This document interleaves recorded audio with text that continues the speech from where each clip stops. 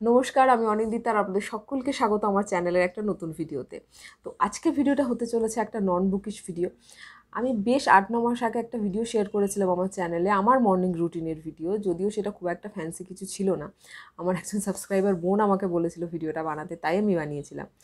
এবং সেই ভিডিওতে আমি শেয়ার করেছিলাম যে আমি জার্নালিং করি। তো সেখানে অনেকজন মানুষ আমাকে বলেছিলেন যে আমি যেন ভিডিওর কমেন্ট এবং পরে মেসেজে যে জার্নালিংয়ের ওপর একটা ভিডিও বানাই। তো ইচ্ছা ছিল, আমারও ভীষণ ইচ্ছা ছিল। তো অনেক দেরি হয়ে গেল ভিডিওটা বানাতে। তার কারণ আমি যে সময় বলেছিলাম সেই সময় আমি জার্নালিং করতাম, তবে কিন্তু কনসিস্টেন্সির অভাব ছিল আমার মধ্যে।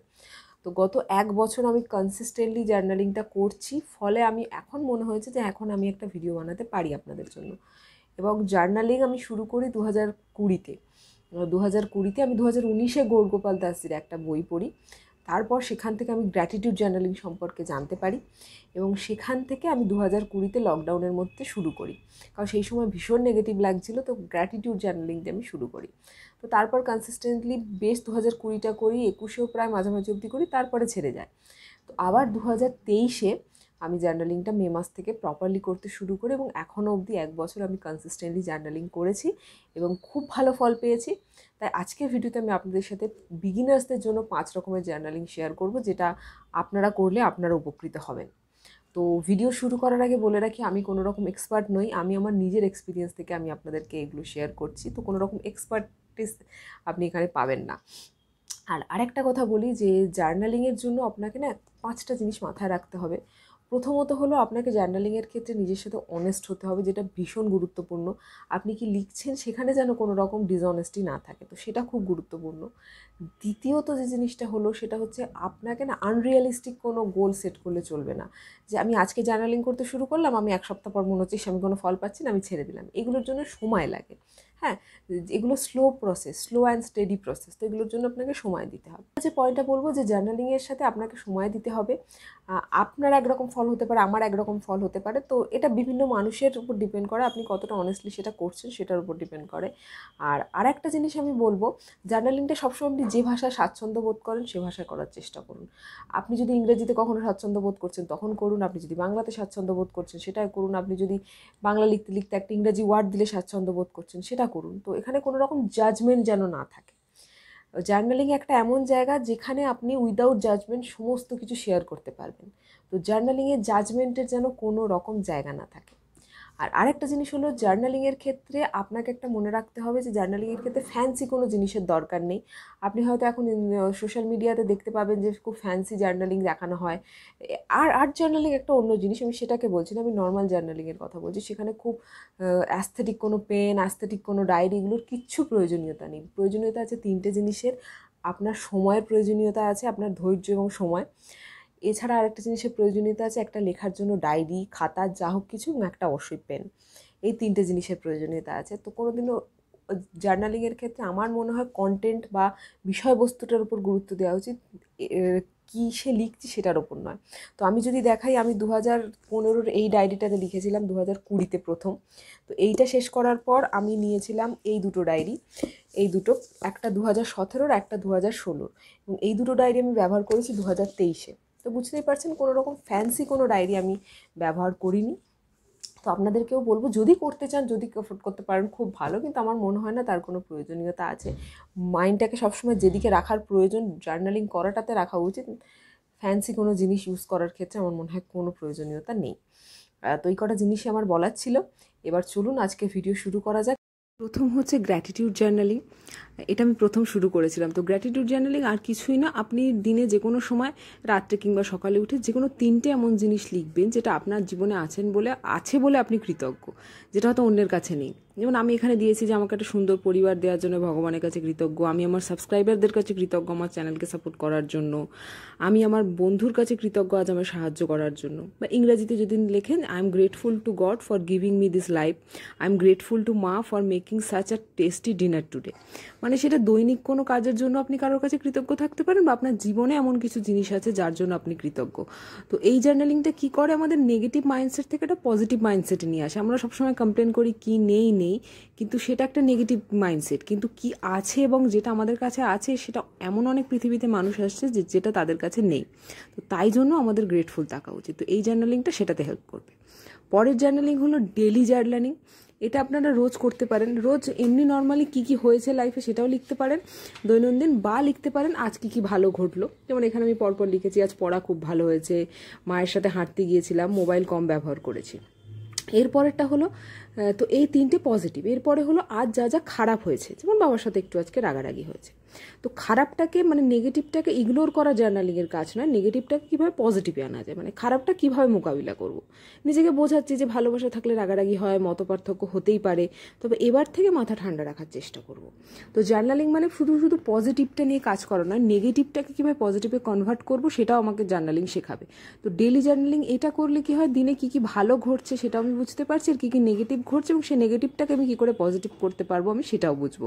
তো নেগেটিভ প্রত্যেক দিন নাই থাকতে পারে পয়েন্ট, কিন্তু পজিটিভ অ্যাটলিস্ট 2টো আমাকে লিখতেই হবে। এটা যেন মাইন্ডসেট থাকে যে অনেকক্ষণ ভেবে হলেও আমি 2টো ভালো জিনিস বের করবো এবং দৈনন্দিন জীবনে 2টো ভালো জিনিস ঘটেই। কিন্তু আমরা যেহেতু নেগেটিভে বেশি ফোকাস করি তাই আমরা দেখতে পাই না। তো এরপরের যে জার্নালিংটা হলো সেটা হলো থট জার্নাল। থট জার্নাল হচ্ছে আপনি আপনার পুরোপুরি যে চিন্তা ভাবনাগুলো সেগুলো একটা জায়গায় লিখছেন। বিশেষত এটা নেগেটিভ চিন্তাভাবনা যখন আমাদের হয়, ডিমোটিভেটিং লাগে, যেমন এখানে আমি একটা উদাহরণ দিয়েছি, আজ আমার মনটা ভালো লাগছে না, কিছু করার মোটিভেশন পাচ্ছি না, বারবার মনে হচ্ছে পারবো তো, যদি স্বপ্ন পূরণ না হয়, সব নেগেটিভ ভাবনা আসছে, তাই কাজে মন বসাতে পারছি না। তো এটা আপনার কারোর সাথে রাগারাগি হতে পারে বা অন্য আপনার জীবনের কোনো সমস্যা হতে পারে, যেটা আপনি পুরোপুরি কোনো রকম জাজমেন্ট ছাড়া লিখে দিলেন। মানে এখানে তো কেউ আপনাকে শুনছে না বা জাজ করছে না, তাই মনের সমস্তটা যা চলছে মনের মধ্যে, মাথার মধ্যে যা আসছে, জাস্ট একটা পেন খাতা নিয়ে বসে সেটাকে লিখে ফেলা, এটাই হচ্ছে থট জার্নালিং। এটা কি করে, আমাদের মাইন্ডে যে নেগেটিভ পয়েন্টগুলো স্টাক হয়ে আছে, যে চিন্তাভাবনাগুলো, যে ওভার থিঙ্কিংটা হচ্ছে, সেটাকে ক্যাটার করতে হেল্প করে। সমস্ত কিছু এক জায়গায় আপনি লিখে ফেললেন, মনে হলো যেন আপনি কারোকে বলে দিলেন। কারণ যখন আমরা বলি মন হালকা হয়, কিন্তু সব কথা তো সবাইকে সবসময় বলা যায় না, বা আমাদের জীবনে এমন অনেক মানুষ নাও থাকতে পারে। তো সেই জন্য এরকমভাবে লিখে ফেলাটা ভীষণ সাহায্য করবে আপনাকে, আপনার মনটাকে একদম হালকা করে দিতে সাহায্য করবে। এবং এর সাথে রিলেটেড পরের জার্নালিংটা হলো সেলফ মোটিভেশন জার্নালিং। মানে আগের সেলফ যে আমি যে বললাম থট জার্নালে আপনি আপনার প্রবলেমটা শেয়ার করলেন, এবার পরের পেজে আপনি সেলফ মোটিভেশন করবেন। মানে আপনার কোনো কাছের মানুষ বা প্রিয় বন্ধু বা পরিবারের কেউ যদি খুব খারাপ পরিস্থিতির মধ্যে দিয়ে যায়, তাকে আপনি যেভাবে মোটিভেট করেন এখানেও আপনি সেটাই করবেন। যেমন আমি এখানে লিখেছি, অনিন্দিতা মন খারাপ করো না, তুমি পারবে, লড়াইয়ের পথে, স্বপ্ন পূরণের পথে এরকম নেগেটিভ ভাবনা আসে, তুমি শুধু নিজের উপর ভরসা রাখো, আমি জানি তুমি পারবে। মানে ঠিক যেভাবে আপনি আপনার বন্ধু বা কাছের মানুষকে মোটিভেট করতেন, এখানে সেই কাজটা আপনাকে নিজের জন্য করতে হবে। তো নিজের নামটা লিখে এভাবে নিজেকে, যে পরিস্থিতি বা কারোর সাথে হয়তো কোনো সমস্যা হচ্ছে, কারোর ব্যবহার আপনি কষ্ট পাচ্ছেন বা কারোর উপর খুব রাগ হচ্ছে, তখন নিজেকে এভাবে বোঝাবেন। এভাবে ভাববেন যে আপনি আপনার কোনো কাছের বা প্রিয় মানুষকে যেভাবে বোঝাতেন, যেভাবে মোটিভেট করতেন সেটা করবেন। কারণ আশেপাশের মানুষ আপনাকে ইন্সপায়ার করতে পারে, আপনাকে সাহস জোগাতে পারে, কিন্তু ভেতর থেকে যদি সেলফ মোটিভেশন না আসে না, তাহলে আমরা জীবনে কোনোদিনই কিছু করতে পারি না।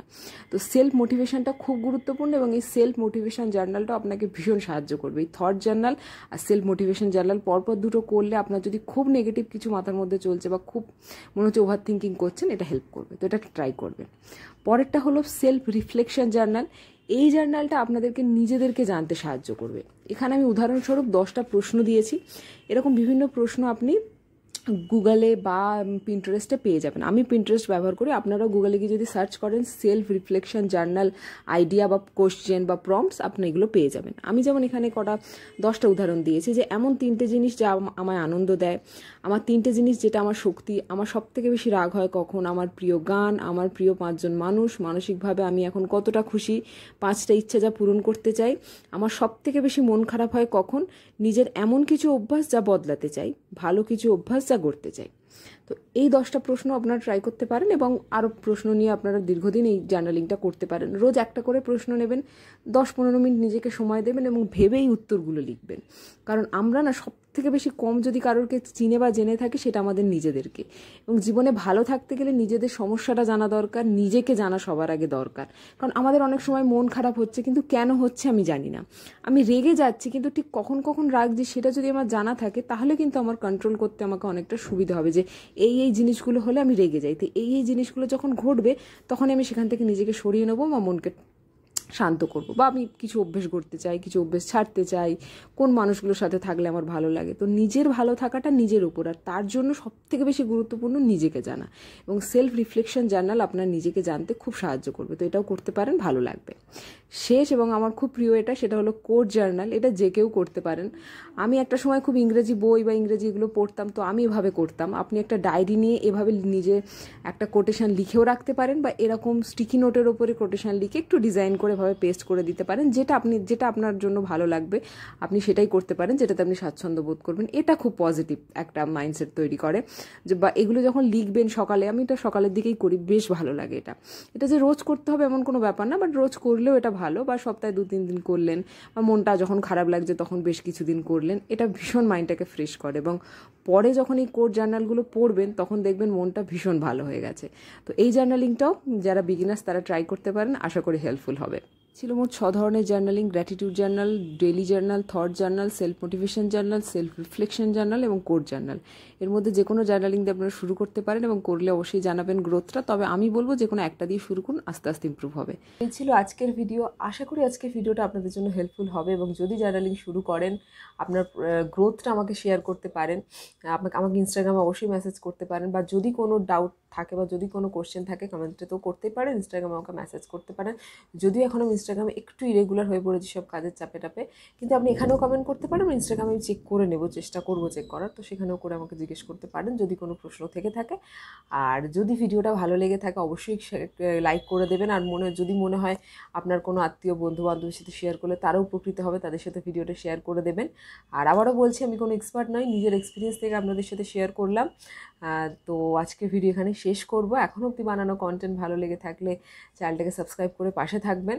দেখা হচ্ছে পরের দিন পরের কোনো ভিডিও নিয়ে। এবং আমি এখন থেকে ভাবছি বইয়ের ভিডিও তো রেগুলার বেসিসে আসবে, মাসে একটা বা 2 মাসে একটা, এরকম করে নন বুকিশ ভিডিও যেগুলোতে সেলফ গ্রোথ এবং লাইফস্টাইল হ্যাবিট এই ধরনের ভিডিও একটু আনার চেষ্টা করব, যেগুলো আমার লাইফে আমার খুব ভালো লাগে এই বিষয়গুলো, এবং আমি এই বিষয়গুলোকে জীবনে খুব গুরুত্ব দিই। তো আপনাদের মতামত অবশ্যই কমেন্ট সেকশনে জানাবেন। তো আজকে ভিডিও এখানে শেষ করছি, দেখা হবে অন্য কোনো দিন অন্য কোনো ভিডিও নিয়ে। ততদিন নিজে ভালো থাকুন, আশপাশটাকে ভালো রাখার চেষ্টা করুন, নিজে পজিটিভ থাকুন, আশপাশটাকে পজিটিভ রাখার চেষ্টা করুন, নিজে বই পড়ুন, অন্যকে বই পড়ার জন্য উৎসাহিত করুন, এবং নিজের জীবনের সমস্ত দায়িত্ব নিজের হাতে তুলে নিয়ে নিজের জীবনটাকে আরও সুন্দর করে তুলুন। নমস্কার।